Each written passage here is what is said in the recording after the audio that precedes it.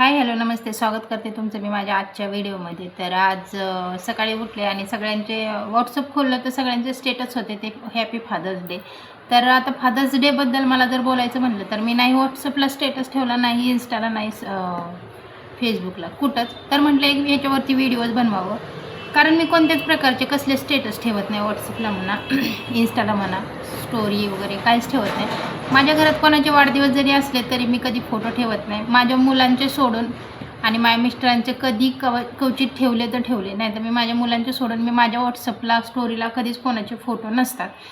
तर त्याच्यावरती म्हटलं एक व्हिडिओज बनवावं. तर हॅपी फादर्स डे आज बऱ्याच मुलींनी, मुलांनी, लोकांनी म्हणजे सगळ्यांनी आपल्या वडिलांसोबत फोटो व्हॉट्सअपला ठेवले, शेअर केले, काही त्याच्यावरती लिहिलं.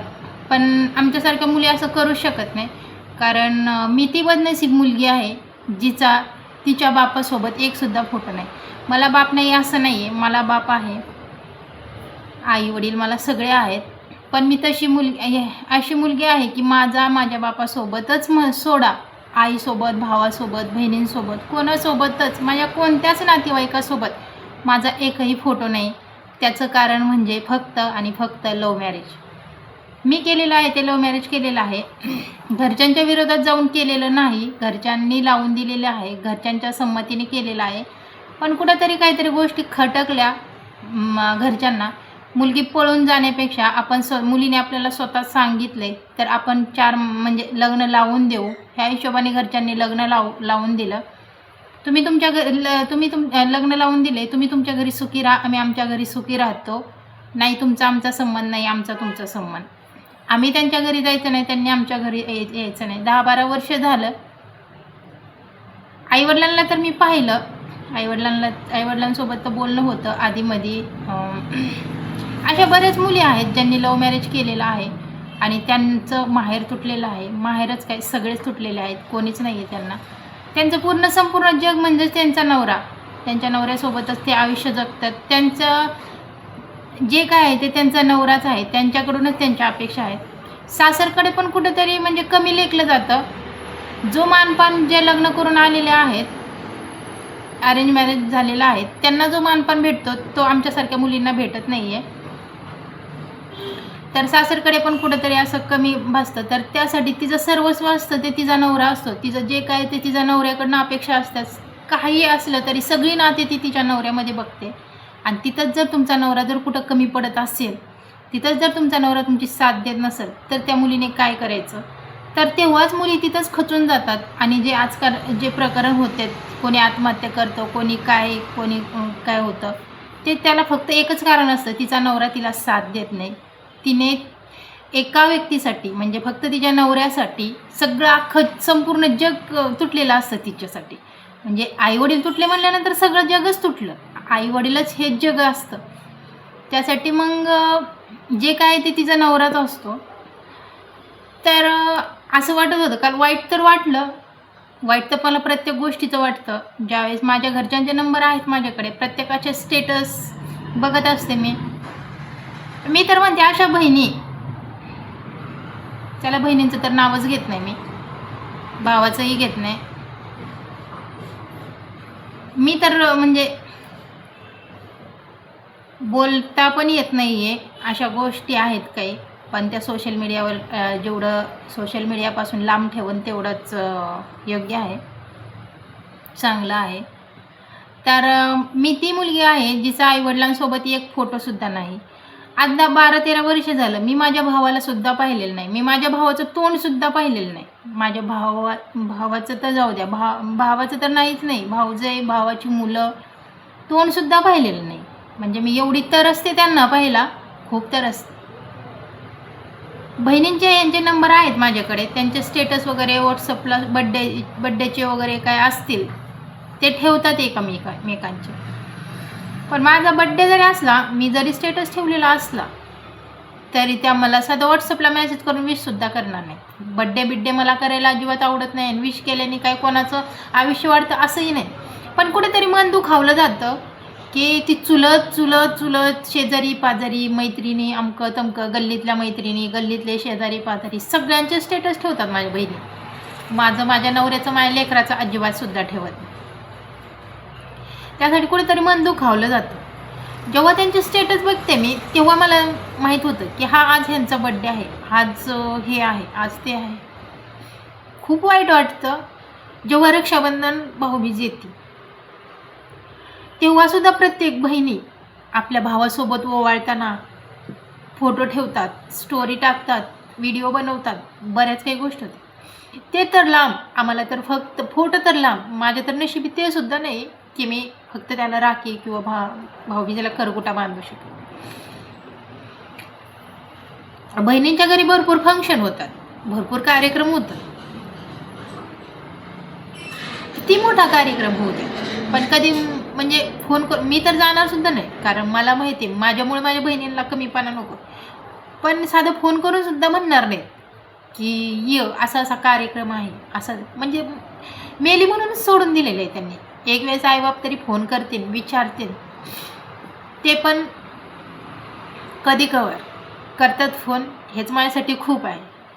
असं नाही आहे की मी म्हणजे पळून जाऊन केले आणि घरच्यांना मी सांगितलं नाही. भावाच्या मुलीचा फोन येतो तेव्हा भावाची मुलगी बोलते, आत्या मला तुला खूप बघू वाटले, आत्या मला तुझ्या बाळाला खूप बघू वाटले, मला तुझं बाळ खूप आवडतं. मला तर म्हणजे मन तर भरून येतं, वाईट तर खूप वाटतं, पण करणार काय.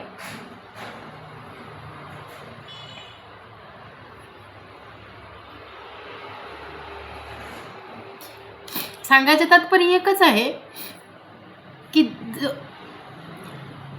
21वे शतक आहे आणि ह्या गोष्टी खूप होतात. असं नाही की होत नाही, बरेच जण प्रेम करतात, प्रत्येकाचीच फॅमिली ॲक्सेप्ट करेल आणि आपल्या लेकराला जीव लावेल असं अजिबात नाही. अशा माझ्यासारखे मी पण एक यूट्यूबवर चॅनल बनवलं आहे, त्याच्यावरती मी व्हिडिओ बनवते, इंस्टाग्रामवरती पण मी व्हिडिओ बनवते. मी बरेच असे मुलींचे व्हिडिओ बघते ज्यांनी लव्ह मॅरेज केलेलं आहे आणि माहेर तुटलेलं आहे. त्यांना पण घरच्यांची खूप आठवण येते आणि घरच्यांची म्हणजे ते पण खूप रडतात. मला सांगायचं एकच तात्पर्य आहे की झाली तुमच्या मुलीकडून चूक, तिला एवढी मोठी शिक्षा नका देऊ की ती आयुष्याला मुकेल. म्हणजे एवढी पण मोठी तिला तर शिक्षा देताय. तिच्या लेकरांनी काय केलेलं आहे, तिच्या लेकरांना सुद्धा मामा म्हणून म्हणायला कोणी नाही, मावशी म्हणून म्हणायला कोणी नाही, आजी आजोबा म्हणून म्हणायला कोणी नाही. तिची तर चूक आहे, तिच्या चुकीसाठी तुम्ही तिच्या लेकरांना सुद्धा म्हणजे त्याची शिक्षा देताय. झाली असेल चूक, पण किती दिवस, 1 वर्ष 2 वर्ष 3 वर्ष, किती दिवस राग असतो. तो राग कुठेतरी बाजूला ठेवा. माझ्याच नाही, माझ्या प्रत्येक आईबापाला ही विनंती आहे, तो राग कुठेतरी बाजूला ठेवा. आपल्या मुलीला ॲक्सेप्ट करा, आपल्या मुलीचं माहेर तुटू देऊ नका. जोपर्यंत तुम्ही आहे तोपर्यंतच ती येणार आहे. तुम्ही असतानाच तिला जर तुम्ही माफ नाही केलं, तुम्ही असतानाच तिचं जर माहेर तुम्ही येणं जाणं नाही केलं तर तुमच्या मागे काय होणार आहे. भाऊजाई शेवटी कोण कोणाचे. जर तुम्हीच एवढं पणाला लावून बसाल की मुलगी मेली म्हणूनच सोडून दिली, आज 20-22 वर्ष काय तुम्ही सांभाळा असेल, पण ज्याच्यासोबत आयुष्य काढायचंय त्याच्यासोबत जर ती खुश असेल, तुम्हाला अजून काय पाहिजे. जर तुम्ही स्वतःहून लग्न लावून दिलं आणि तिथं जर त्या मुलीचं व्यवस्थित नसेल, त्या मुलीचा तिथं डिवॉर्स होत असेल, ती मुलगी तिथं सुखी नसेल, सासू सासऱ्यांचा जात, नवऱ्याचा जात, नवरा व्यसनी, हाणमार हे जर होत असेल त्या मुलीसोबत, तर त्याला दोष तुम्ही नाही देणार. तेव्हा तुम्ही त्या मुलीच्या नशिबाला दोष देणार.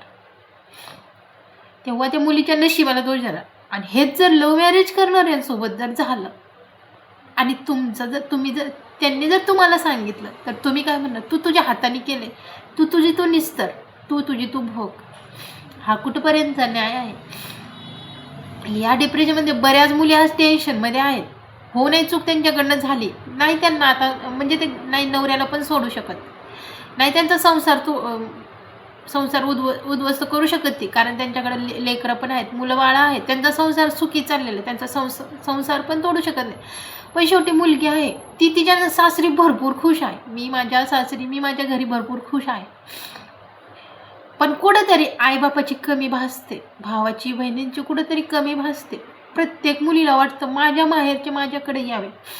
आत्ताचंच जस्ट उदाहरण सांगते तुम्हाला. धोंड्याचा महिना गेला, प्रत्येक मुलीला माहेरी बोलवलं जात होतं, मानपान दिला जात होता, मुली स्टेटस ठेवायच्या, स्टोरी ठेवायच्या. आमच्यासारख्या मुलींना हे बघून कुठंतरी त्यांचं पण मन दुखतं की मला पण माहेरी बोलवावं, माझ्या नवऱ्याला पण मानपान द्यावा, माझ्या मुलांना पण मानपान द्यावा, माझ्या मुलांना पण मामाचं गाव भेटावं.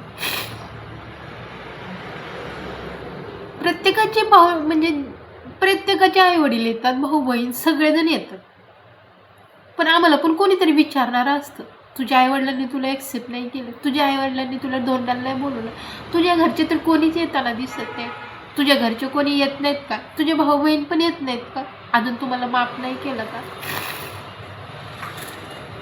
कोणीच येत नाही बाहेरचं. कुठेतरी आमच्या पण भावना आहेत, आम्हाला पण मन आहे, आमचं पण मन दुखतं.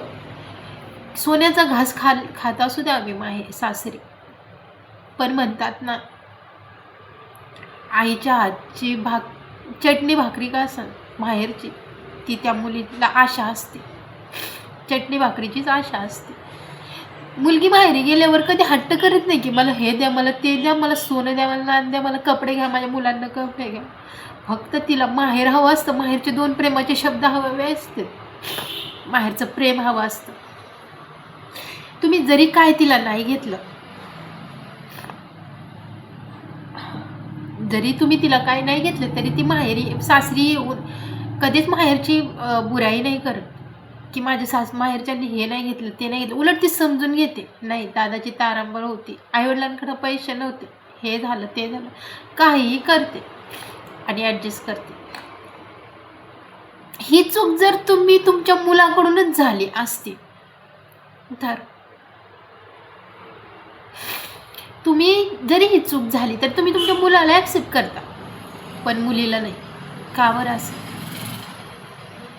व्हिडिओ बनवण्याचं एकच कारण बऱ्याच जणी मुली म्हणजे इंस्टाग्रामवर, यूट्यूबवर, मला हा व्हिडिओ बनवायचा सुद्धा नव्हता, पण मी खूप सारे व्हिडिओ बनवले की यूट्यूबवर, इंस्टावर मुली ज्यांनी लव्ह मॅरेज केलेली, ती कालच्या त्या फादर्स डेमुळं एवढ्या मुली दुखावल्या गेलेल्या आहेत, एवढ्या रडत आहेत.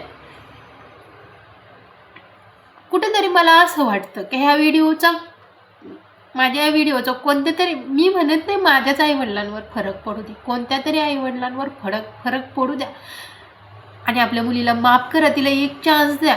ती असं नाही की ती संसार करत नाही, तिने लव्ह मॅरेज केलं, लग्न केलं, असं नाही आहे की ती संसार करत नाही, तुमचं नाव खराब करते. संसार म्हणजे लग्न केलं, लव्ह मॅरेज केलं आणि ती तिथं नांदत नाही, असं नाही आहे. ती नांदते तिथं तुमच्या नावासाठी, ती संसार करते, तरी तुम्ही तिला म्हणजे ॲक्सेप्ट करत नाही.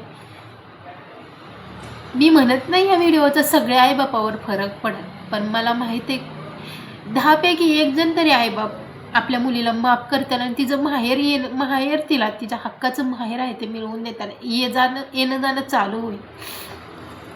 सगळ्या आईवडिलांना माझी एकच विनंती,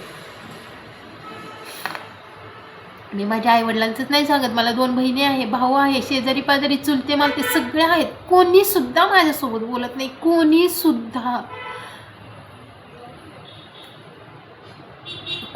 बोलत नाही आहे माझ्यासोबत. आणि मेन म्हणजे माझा नवरा सुद्धा अनाथ आहे, माझ्या नवऱ्याला सुद्धा कोणी नाही आहे, म्हणजे आम्हाला नाती ही माझ्या नवऱ्याच्या सुद्धा नशिबात नाही आणि माझ्या सुद्धा नशिबात नाही, माझ्या नवऱ्याकडचे सुद्धा कोणी नाही आहे. माझा नवरा बिलकुल अनाथ आहे. एक नणंद आहे, तिचं सुद्धा लग्न झालेलं आहे, ती तिच्या घरी आहे, त्याला सुद्धा आई वडील मला सासू सासरे भाऊ म्हणजे दीर जावं कोणी नाही. म्हणजे आम्ही नात्याला एवढं तरसलेलो आहे, नात्याच्या प्रेमाला एवढं तरसलेलो.